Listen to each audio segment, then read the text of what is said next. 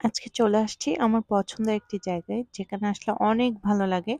মনটা এমনিতে ভালো হয়ে যায়। এখানে প্রচুর গাছ, সবুজ চারিদিকে। এত সুন্দর একটা জায়গা, এমনিতে মন ভালো হয়ে যায়। আসসালামু আলাইকুম সবাইকে, কেমন আছেন সবাই? আমি আলহামদুলিল্লাহ ভালো আছি। আজকে চলে আসছি সিআরবিতে। মন অনেকদিন ধরে খুবই খারাপ ছিল। আসলে আমি খুবই ইমোশনাল একটা মানুষ। এই যে তোহজ্জুল ভাইয়ের বিষয়টা যেটা ছিল, ওটা আসলে এখনো আমি ভুলতে পারিনি। খুবই কষ্ট লাগে। মানুষ হিসেবে আসলে আমরা আমরা দিন দিন এত ডিস্টোর হয়ে যাচ্ছি।